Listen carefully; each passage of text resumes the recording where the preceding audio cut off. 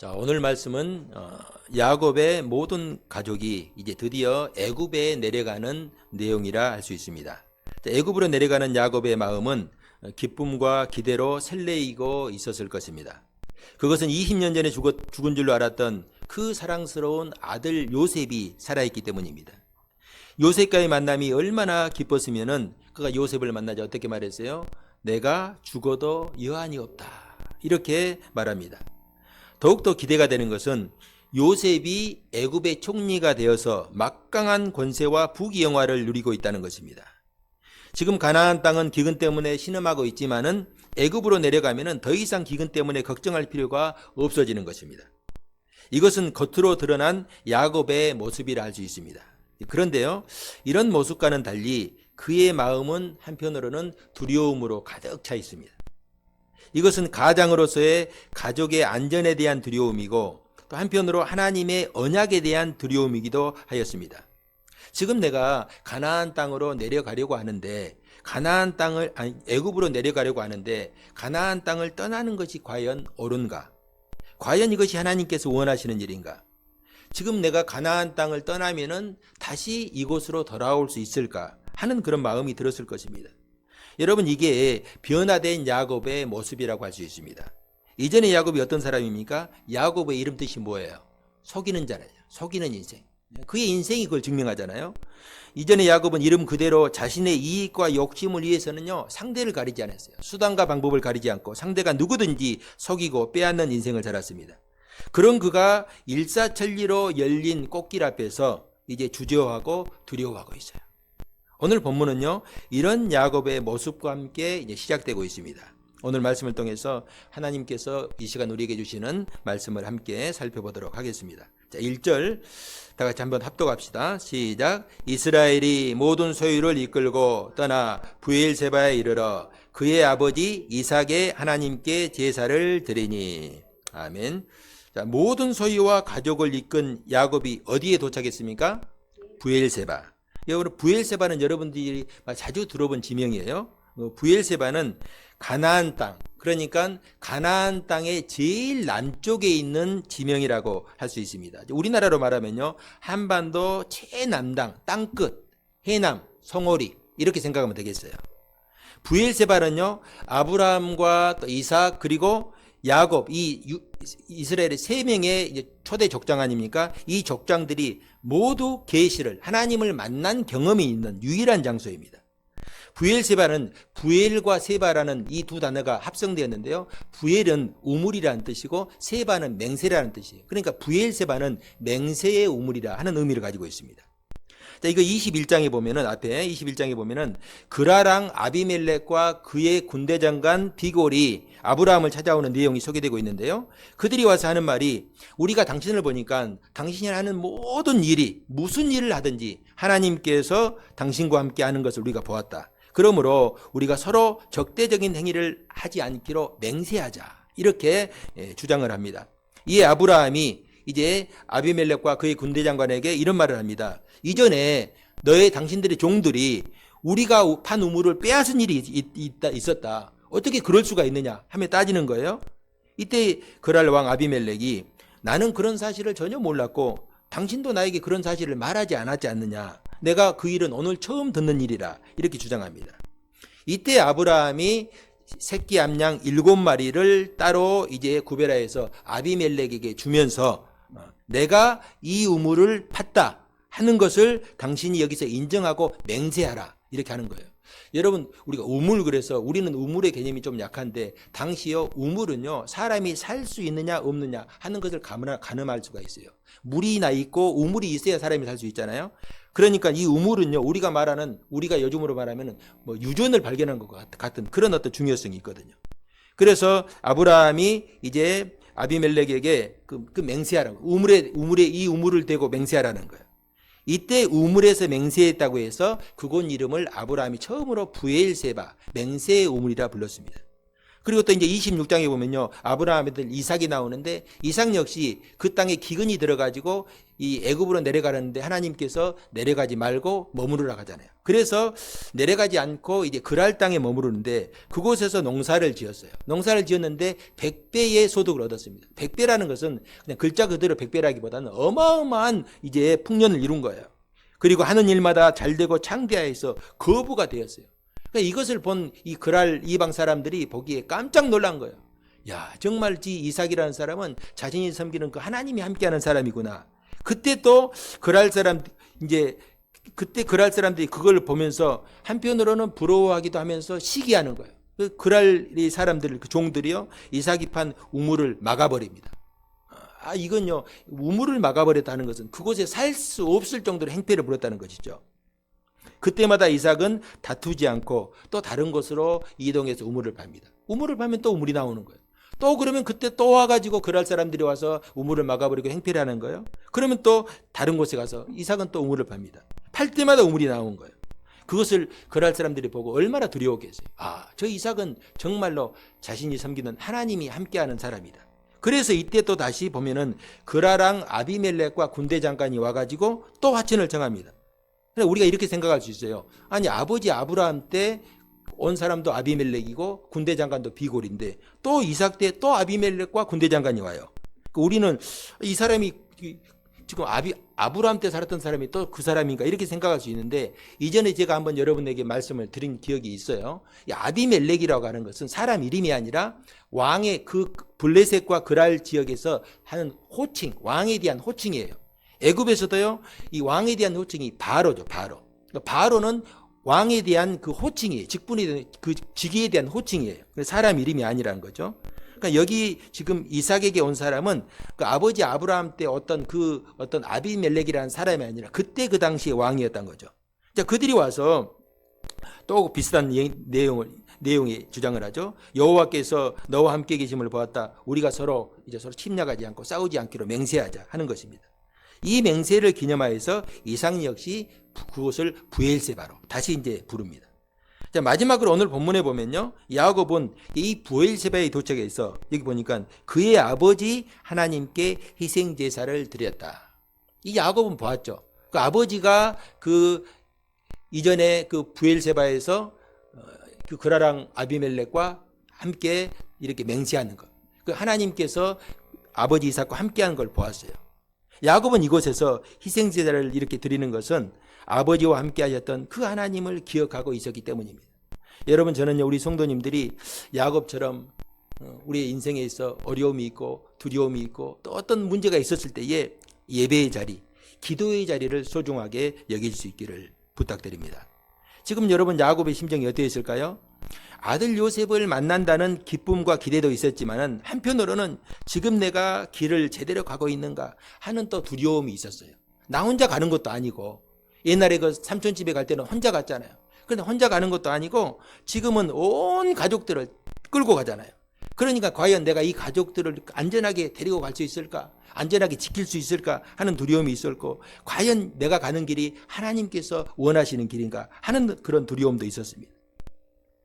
왜냐하면 가나안 땅은 하나님께서 아브라함과 이삭과 또 야곱에게 그리고 그 후손들에게 언약으로 주신 땅이기 때문입니다. 그 가나안 땅은 반드시 지켜야 하고 떠나서는 안 되는 땅입니다. 할아버지 아브라함도 기근이 들었을 때 가나안을 떠나서 애굽으로 내려갔잖아요. 애굽으로 내려가서 어떤 일을 당했습니까? 아내 사라를 애굽 왕에게 빼앗기고 간신히 하나님의 도움으로 찾아가지고 쫓겨났잖아요. 그리고 아버지 이삭도 기근이 들자 애굽으로 내려가려고 했을 때 하나님께 내려가지 말아라, 이곳에 머물러라 하면서 애굽으로 내려가지 않았던 기억이 있습니다. 아마도 야곱의 머릿속에 이런 기억이 남아 있었을 것입니다. 내가 과연 애굽으로 내려가는 것이 옳은 일인가? 또한 지금 자신의 나이가 130이에요. 지금 애굽으로 내려갈 때 나이가 130. 과연 내가 애굽으로 내려가면은 가나안 땅으로 돌아올 수 있을까? 내 아버지 그리고 할아버지가 묻혀있던 가나안 땅에 돌아와서 내가 묻힐 수 있을까 하는 그런 생각이 있었을 것입니다. 야곱은 이런 마음을 품고 아브라함과 이삭이 섬겼던 하나님께 예배를 드리고 있는 거예요. 찬송가 539장 보면요, 너 예수께 조용히 나가라는 찬송가 가사가 있죠. 우리 여러분 잘 아는 찬송가예요. 그 가사를 보면 이런 내용이에요. 너 예수께 조용히 나가 내 모든 짐 내려놓고 주 십자가 사랑을 믿어 죄 사함을 너 받으라. 주 예수께 조용히 나가 내 마음을 쏟아놓으라. 너를 은밀히 보시는 주님 큰 은혜를 베푸시리. 여러분, 야곱은 하나님께 조용히 나가서 하나님께 제사를 드립니다. 그 마음속에 있는 모든 것을 가지고 그 짐을 하나님 앞에 내려놓습니다. 그런 하나님, 그런 야곱을 하나님은 오셔서 만나주십니다. 자, 2절 한번 봅시다. 그 밤에 하나님이 이상 중에 이스라엘에게 나타나 이르시되 야곱아 야곱아 하는지라. 야곱이 이르되 내가 여기 있나이다. 아멘. 아멘. 자, 이 구절을 한번 잘 보시기 바랍니다. 자, 하나님이 나타나셨는데 누구에게 나타났다고 말씀합니까? 잘 보셔요, 말씀을. 말씀 읽는 게 중요한 게 아니라 말씀을 잘 알아봐야 돼요. 누구에게 나타나셨어요? 이스라엘에게 나타났죠. 자, 지금 야곱은 예전의 야곱이 아닌 이스라엘의 12지파의 조상으로서 이스라엘이에요. 지금 그가 애굽에 내려가는 것은 야곱이라는 가족의 족장으로 내려가는 것이 아니라 장차 하나님께서 세우실 12지파의 조상 이스라엘로 내려가고 있어요. 막중한 어떤 사명이 있어요. 지금 야곱이 그걸 알지 못하지만은 하나님께서 그에게 막중한 사명을 주시고 그를 내려가 가십니다. 그런데 여러분, 지금 하나님께서 그를 어떻게 부르십니까? 뭐라 부르셔요? 야곱아 야곱아. 여러분, 문맥적으로 보면은 야곱이 아닌 이스라엘아 이스라엘아 이렇게 불러야 사실 맞아요. 왜냐하면 이미 하나님은 오래전에 야곱을 향해서 이제부터 너는 이스라엘이라고 하라 이렇게 말씀하셨잖아요. 그런데 하나님은 이스라엘을 향해서 어떻게 부르신다고요? 야곱아 야곱아. 여러분, 이 하나님의 음성 야곱아 야곱아 부르시는 하나님의 음성을 듣는 야곱의 마음이 어떠했을까? 하나님의 이 음성은요, 마치 어린 아이를 부르시는 어머니의 음성, 아버지의 음성과도 같습니다. 여러분, 복음서에 보면은 예수님께서 제자들을 부르실 때 가장 먼저 시몬 제자 시몬을 부르셨죠. 그리고 시몬을 불러서 너는 이제 시몬이라 하지 말고 게바 베드로라 하라. 여러분, 게바 베드로 이름이 그래서 게바라고도 하고도 베드로라고 하는데, 게바는요 아람어로는 게바예요. 그런데 헬라어로는 베드로예요. 여러분, 우리가 베드로라는 이 의미는 반석이라는 의미가 있거든요. 제가 지난번에도 말씀드린 기억이 있는데, 반석. 여러분, 요르단에 가면은 페트라가 있잖아요. 페트라. 그 페트라와 베드로가 같은 의미예요. 그 베드로라고 부르고 페트라라고 부르는 거예요. 그 페트라에 가면 온 그 지역이 다 반석 바위로 되어 있잖아요. 예수님께서 시몬에게 너는 이제 반석으로 살아라. 베드로로 살아라. 이렇게 이름을 바꿔주셨습니다. 그런 그가 예수님이 십자가에 못 박혀 죽으신 후에 갈릴리로 돌아와서 다시 그물을 던지는 어부로 돌아왔어요. 이 말은 그가 예수님을 만나기 전으로 돌아왔다 그런 말이죠. 주님을 만나서 꿈꾸던 원대한 꿈은 일장춘몽이 되고 말았습니다. 그런 그에게 부활하신 예수님께서 그를 찾아오십니다. 그리고 뭐라고 불렀어요? 혹시 기억하십니까? 예수님께서 찾아오셔서 뭐라고 불렀어요? 요한의 아들 시몬아. 베드로라고 부르지 않고 요한의 아들 시몬아 이렇게 부르십니다. 무슨 의미입니까? 아마도 베드로는 자신을 불러주신 주님의 부름에 실패했다고 생각했을 것입니다. 주님이 잡히실 때 도망했잖아요. 내가 죽을 때까지 주님을 따르겠습니다 라고 큰소리쳤는데 막상 주님이 붙잡히니까 도망하고 말았어요. 주님의 말씀처럼 주님이 고난을 당하실 때에 주님을 그 어린 계집종 앞에서 3번이나 부인하는 그런 어떤 모습을 보였습니다. 베드로는 그런 자신을 보면서 스스로 나는 이 정도밖에 되지 않는 인생이구나. 나는 예수님의 제자로서 자격이 없는 인생이다. 이렇게 생각을 했을 것입니다. 그런 베드로에게 주님이 찾아오셔서 베드로야 베드로야 부르지 않고 어떻게 부르셨어요? 요한의 아들 시몬아. 이게 무슨 말입니까? 나는 너를 부르기 전 그 시몬, 내가 너를 부르기 전 시몬 그 자체로 나는 너를 사랑한다. 내가 무슨 위대한 일을 하고 반석 같은 존재가 되어서 너를 택한 것이 아니라 하는 의미입니다. 오늘 본문의 야곱 역시 마찬가지예요. 그가 믿음의 사람 이스라엘이 되었기 때문에 하나님께서 그를 택하신 것이 아닙니다. 그가 속이는 사람 야곱이었을 때에 이미 하나님은 그를 사랑하셨고 그를 택해 주셨습니다. 성도 여러분, 우리는 하나님의 이런 사랑과 은총을 잊지 말아야 돼요. 내가 어떤 존재인가? 어떤 자리에서 부름받았는가? 하나님은 우리에게 어떤 존재인가? 하나님은 그 누구보다도 나를 가장 잘 아시는 하늘 아버지. 하나님은 우리의 아버지셔요. 내가 두려움 가운데 빠져서 허우적거릴 때에도 주님은 나를 잘 아셔요. 내가 실패하여서 좌절하고 낭망하였을 때도 주님은 우리의 그 모습 그대로 아시고 사랑하여 주십니다. 누가복음에 소개된 여러분 탕자의 비유 너무나 잘 알죠. 그 아버지의 재산을 다 가지고 가가지고 탕진하고 아주 거지가 되어서 돌아오는 아들. 그 돌아오는 아들을 아버지가 저 동구 밖에 돌아오는데 아들이 돌아오는 걸 보고 아버지가 어떻게 했어요? 달려가서 아들을 껴안았어요. 여러분 이 당시에 우리로 말하면 양반들이 비하도 안 달려다니잖아요. 아버지가 달리는 건 상상할 수 없는 일이죠. 아버지가 달려가서 아들을 껴안고 울면서 그의 손에 가락지를 끼워주고 신을 신겨주고 옷을 입혀줬어요. 무슨 말이냐면은 다른 사람이 아들을 정죄하지 못하도록 아들의 지위를 다 회복시켜 주었다는 거예요. 너는 처음부터 내 아들이었다. 거지가 되었어도 너는 내 아들이다. 인생에 실패했어도 너는 내 아들이다. 너는 나에게 있어 이런 소중한 존재다 라는 거예요. 여러분 우리가 하나님을 우리가 생각할 때 하나님을 우리가 거룩한 하나님이지만은 하나님의 이런 은혜와 사랑, 나를 향한 참된 하나님 아버지이심을 잊지 말아야 돼요. 어떤 자리에 있든지 하나님은 내가 나아가서 예배의 자리, 기도의 자리로 나오면은 하나님께서 우리를 받아주시고 우리를 안아주신다, 응답하신다 라는 이 믿음 위에 설 수 있어야 합니다. 자, 3절 4절 봅시다. 하나님이 이르시되 나는 하나님이라 내 아버지 하나님이니 애굽으로 내려가기를 두려워하지 말라. 내가 거기서 너로 큰 민족을 이루게 하리라. 내가 너와 함께 애굽으로 내려가겠고 반드시 너를 인도하여 다시 올라올 것이며 요셉이 그의 손으로 내 눈을 감기리라 하셨더라. 아멘. 자, 하나님은 야곱에게 애굽으로 내려가기를 두려워하지 말라 이렇게 말씀하시죠. 하나님은 야곱의 마음을 마치 거울을 보듯이 깨뚫고 있었어요. 오늘 말씀을 보면요, 야곱이 무엇을 두려워했는지를 이 말씀을 보면 우리가 알 수가 있어요. 자, 4절 한번 봅시다. 내가 너와 함께 애굽으로 내려가겠고 반드시 너를 인도하여 다시 올라올 것이며 요셉이 그의 손으로 내 눈을 감기리라 하셨더라. 자, 내가 너와 함께 애굽으로 내려가겠다.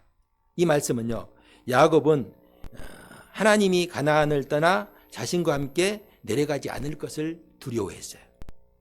지금 여러분 우리는 이 하나님에 대한 어떤 그 지식이나 개념이 이제 이때와는 좀 다르게 많이 우리가 알고 있죠. 하나님은 전지전능하시다, 편재하시다, 어디에나 계시다 이걸 아는데 이 당시에는 자신들이 섬기는 신은 자신들의 그 지역에서 하는 지역신으로 이렇게 오해하는 그런 경우들이 많이 있어요. 지금 우리는 하나님께서 언제나 우리와 함께 계시는 그런 분이라는 사실을 알고 있었지만은 당시 야곱은 자기가 애굽으로 내려가면은 하나님과 헤어지는 줄로 알고 있었어요. 왜냐하면은 하나님은 그와 약속하신 가나안 땅에만 계시는 분으로 생각했기 때문입니다. 자, 그런 야곱에게 하나님께서 내가 너와 함께 가겠다. 걱정하지 말아라. 나는 여기 남고 너만 애굽에 가는 것이 아니다. 내가 너와 함께 가겠고 반드시 너를 이 가나안 땅으로 다시 내가 이끌고 올라오겠다. 야곱에게 이 말씀이 얼마나 위로가 되었겠어요. 하나님께서 나와 함께 계시는구나. 하나님께서 나와 함께 가시는구나. 순간 야곱을 짓누르던 두려움의 그림자가 사라졌을 것입니다. 왜냐하면 하나님께서 나와 함께 계시면요, 사망의 음침한 골짜기를 지날지라도 우리는 안전할 수 있기 때문이에요. 오늘 우리에게 필요한 자세가 이런 것입니다. 우리가 하나님의 말씀을 믿고 그 말씀을 신뢰하는 삶이에요. 하나님께서 나와 함께 하신다면 내가 두려워할 게 없어요. 여러분, 하나님께서 나와 함께 계시는데 무엇이 여러분 두렵겠습니까? 애굽으로 내려가는 것을 두려워하던 야곱이 하나님의 약속의 말씀을 듣고 담대하게 내려갑니다. 이전에 야곱은 형을 피해서 하란 땅에 그 삼촌 집에 갔을 때에 하나님께서 야곱에게 말씀하셨죠. 내가 너와 함께 하겠다. 두려워하지 말아라. 내가 반드시 너를 이끌고 다시 이 땅으로 돌아오게 하겠다. 말씀을 붙들고 나아갔죠. 그때 그 결과 어떻게 되었어요? 정말로 하나님께서 야곱과 함께 하셨죠. 그 정말 간사한 그 삼촌, 어떻게 해서든 야곱을 부려먹고 빼앗아 먹고 속이려고 했던 그 라반, 그 삼촌 틈에서 하나님께서 야곱을 지켜주셨어요. 야곱을 지켜주니까 함께 하시고 지켜주니까 그 간사한 라반이 야곱을 어떻게 할 수 없는 거예요. 하나님께 축복하시자 놀라운 축복이 야곱의 인생에 펼쳐지기 시작합니다. 야곱이 경험했죠. 하나님께서 나와 함께 하시면은 어떤 사람도 나를 해할 수 없고 어떤 위험도 나를 침몰시킬 수 없구나 하는 것을 깨달았어요.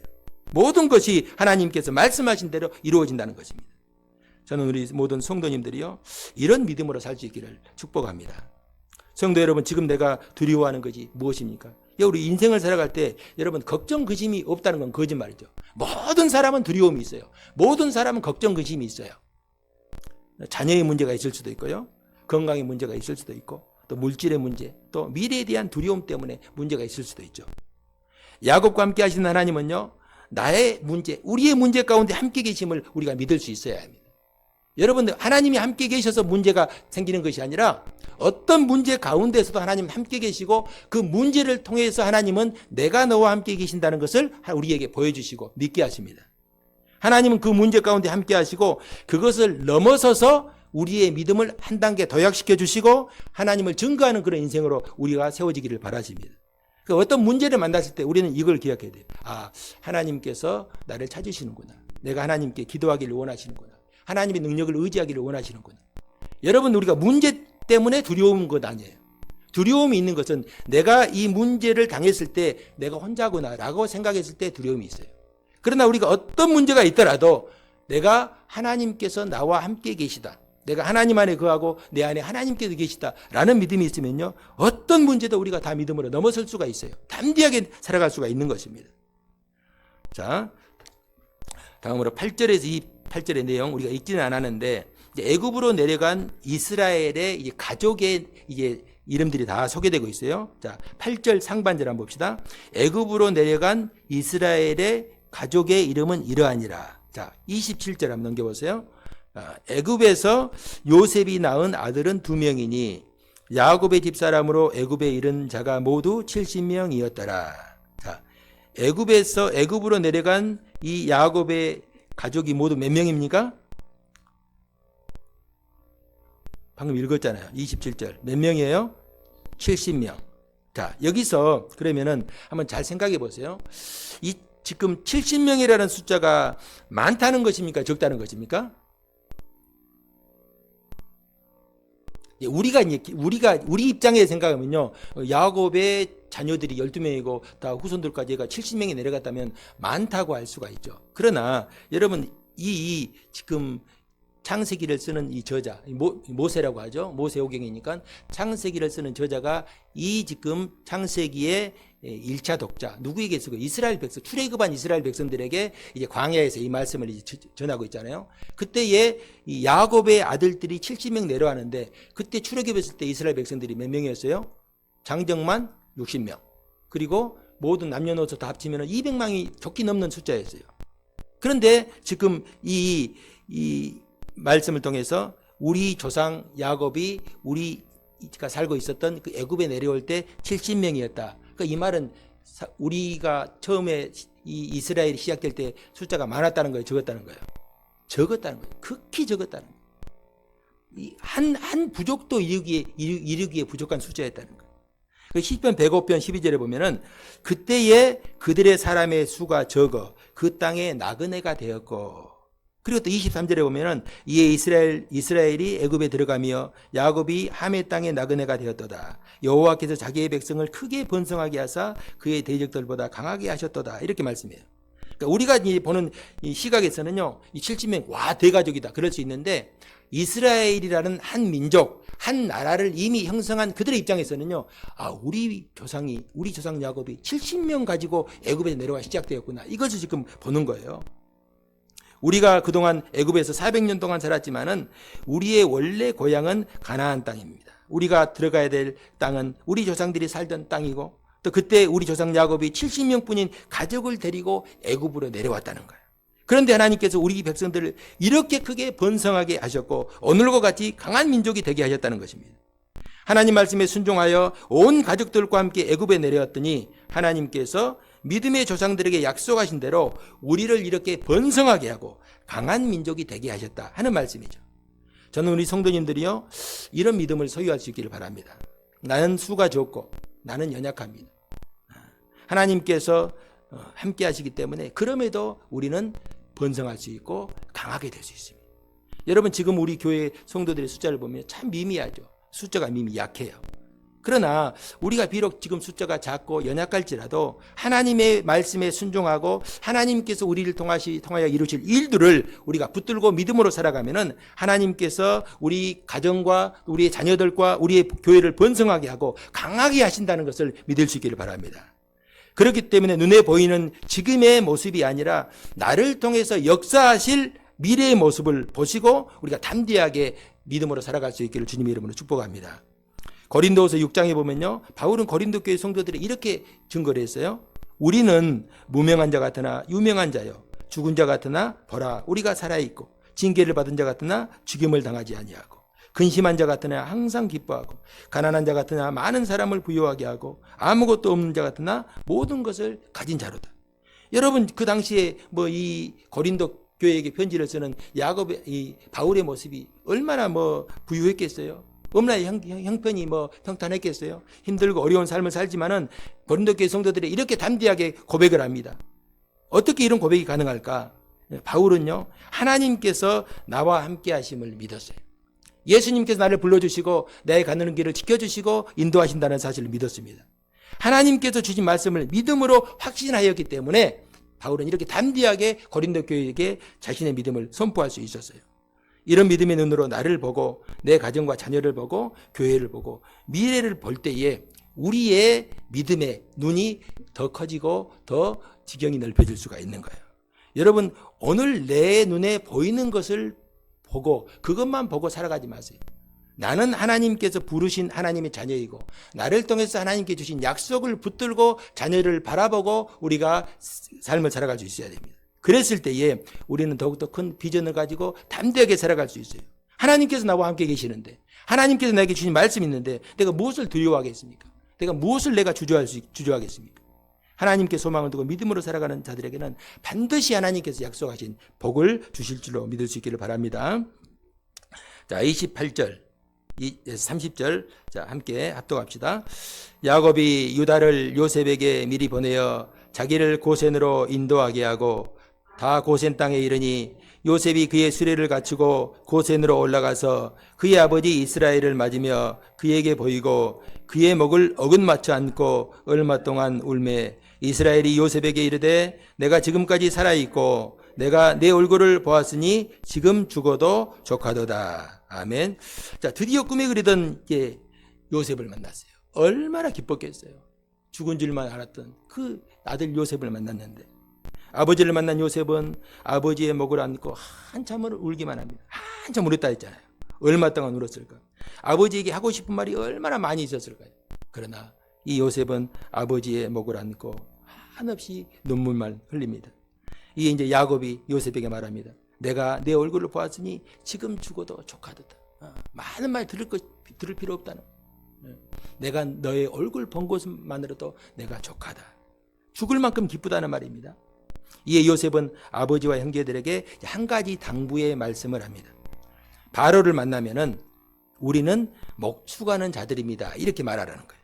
왜냐하면 애굽 사람들은 목축을 가증하게 여기기 때문에 그들과 떨어져서 고센 땅에 살 수 있다 하는 것입니다. 자, 한번 34절 한번 마지막으로 합독합시다. 시작. 당신들은 이르기를 주의 종들은 어렸을 때부터 지금까지 목축하는 자들이온데 우리와 우리 선조가 다 그러하니이다 하소서.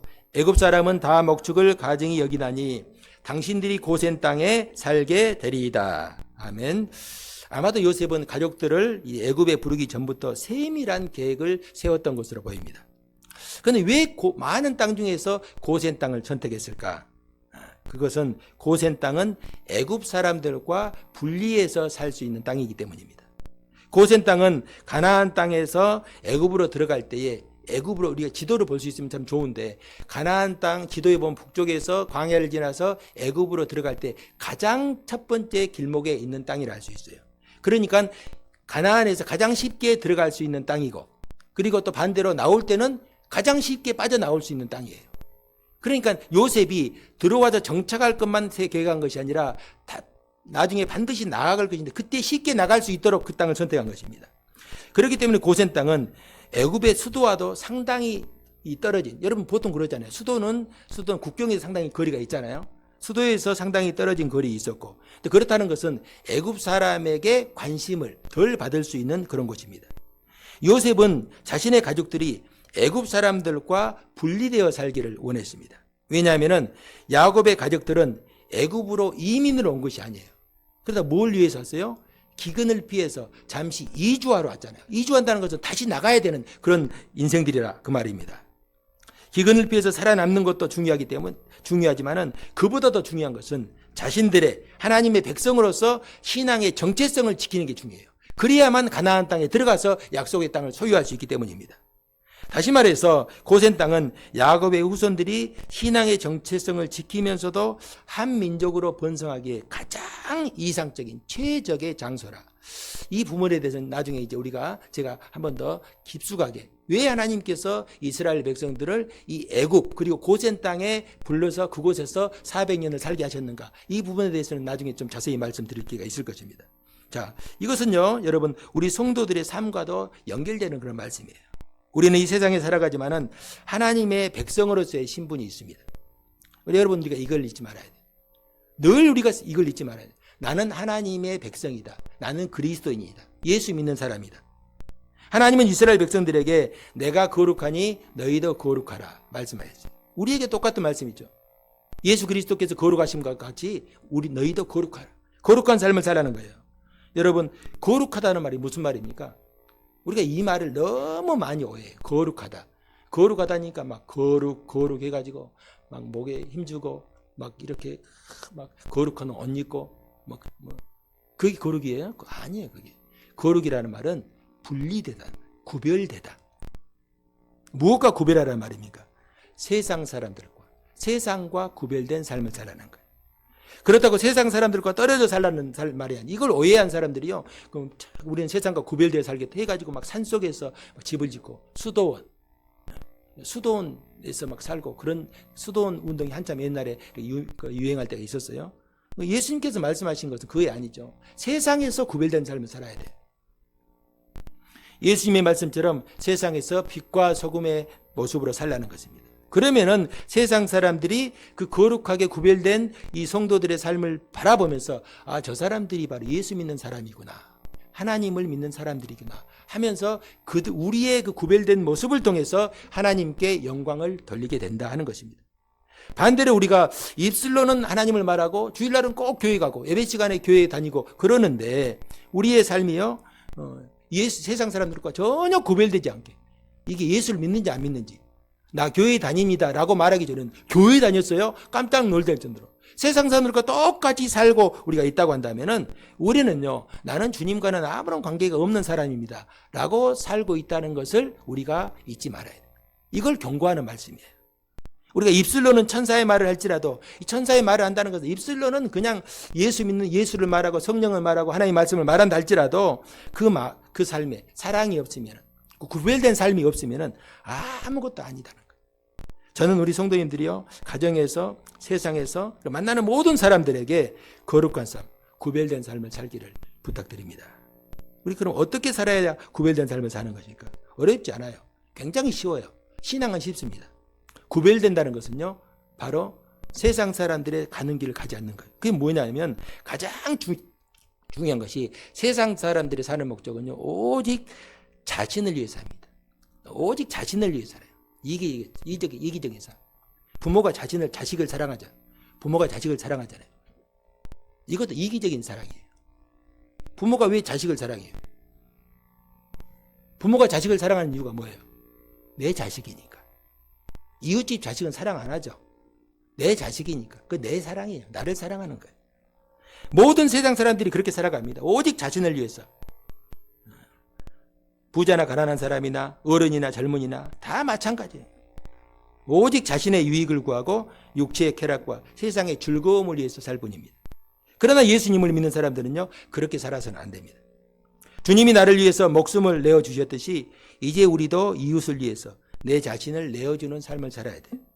그래서 주님은요, 누구든지 나를 따라오려거든 자기를 부인하고 자기 십자가를 지고 나를 따르라. 예수 믿는 사람들이 절대로 잊지 말아야 될 말이에요. 우리가 아무리 예수님을 따른다고 해도 나를 부인하지 않으면요, 예수의 생명을 느낄 수가 없어요. 주님과 함께 살 수가 없어요. 나를 십자가에 못 박지 않으면요, 예수의 생명을 알 수가 없어요. 여러분, 왜 우리가 신앙생활 하는데 힘든지 아십니까? 자기를 부인하지 못하기 때문에. 나를 부인하지 못하기 때문에. 자신을 죽이지 않고 끊임없이 자아가 살아나기 때문에 삶이 있는 거예요. 내가 죽어야 내 안에서 그리스도가 주인 되시고 내 주님의 능력이 나타날 것인데, 내가 죽지 않으니까 예수를 믿고 열심히 내가 신앙생활을 하는 것 같은데 아무 일도 일어나지 않는 거예요. 예수의 능력을 듣기는 들어도 우리가 누리지는 못하는 것이죠. 저는 우리 성도님들이요, 이것을 위해서 기도하시길 바랍니다. 기도할 때 여러분 많은 기도를 여러분 할 수 있는데, 다른 기도보다도 가장 먼저, 주님, 내가 예수 믿는다고 하면서 내가 나를 부인하지 못하고 사는데 나를 부인하는 삶을 살게 해 주옵소서. 나를 위해 살지 않고 내가 조금 더 눈을 들어서 이웃을 위해서 살게 하옵소서. 멀리 갈 게 없어요. 가정에서는 내가 나보다는 남편을 더 사랑하게 해 주옵소서. 나보다는 부모와 형제를 더 먼저 생각하게 해 주옵소서. 예, 여러분 명절 보내셨죠? 명절날 막 죽겠다고 하잖아요. 죽겠다고. 그 명절이 1년에 2번인데 명절날 좀 죽어야죠. 예수님은 날마다 죽으라겠는데 명절 위에 힘들어요. 안 죽으니까 힘들어요. 명절날 내가 죽어버려야 되겠다. 죽어서 내가 부모님도 기쁘게 하고 형제도 기쁘게 하겠다. 죽었는데 뭔 소리가 있어요. 안 죽으니까 힘들어. 아유, 죽겠네 내가. 이런 지긋지긋한 명절. 시금치도 안 먹어야겠다. 시댁을 보고 시금치도 안 먹어야겠다. 그 여러분, 예를 들어서 여자들 가운데 시댁에서는 그렇게 힘든데 친정에 가면요 별로 안 힘들어. 똑같은 일을 하는데. 왜 그럴까요? 내가 죽지 않았기 때문에. 내가 죽으면요 문제가 없어요. 내가 죽으면. 주님은 끊임없이 우리들에게 나를 따라오려거든. 무슨 말이에요? 나를 부인하지 않으면요 예수님을 따르는 거 다 헛광이에요. 헛광. 마지막 날 우리 주님 앞에 섰을 때, 주님 아시죠? 제가 주님을 따른 거. 내가 너희를 알지 못한다. 언제 너희들이 내 말을 붙들고 너희를 부인하는 삶을 살았느냐? 언제 너희들이 너희 자신을 죽였느냐? 이렇게 말하면 우리가 어떻게 되겠어요? 여러분, 우리가 내 자신을 부인하고 내 자신을 날마다 죽이는 그 자리에서 주님의 능력이 비로소 거기서 나타나는 거예요.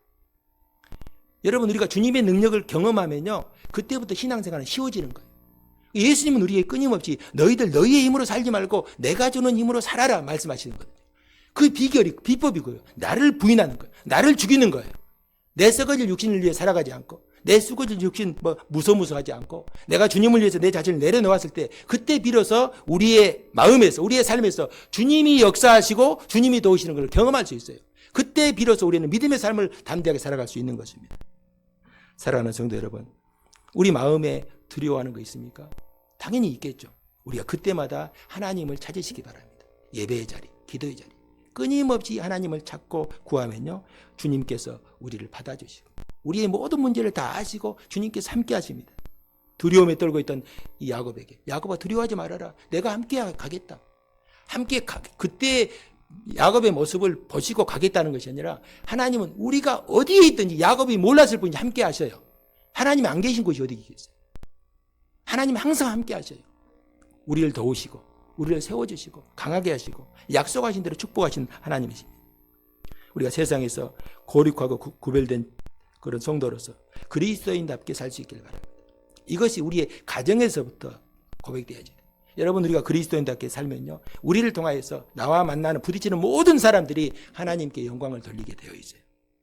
주님이 나를 어떤 존재로 부르셨고 어떤 존재로 살아가기를 원하시는가, 이것을 우리가 오늘 말씀을 통해서 나를 돌아보고 한번 생각해보고 주님께서 기뻐하시는 그런 거룩한 존재로 살아갈 수 있기를 바랍니다. 우리가 이 한 주간도 주님과 동행하면서 세상에서 거룩한 주의 백성으로 살아갈 수 있기를 주님의 이름으로 축복합니다.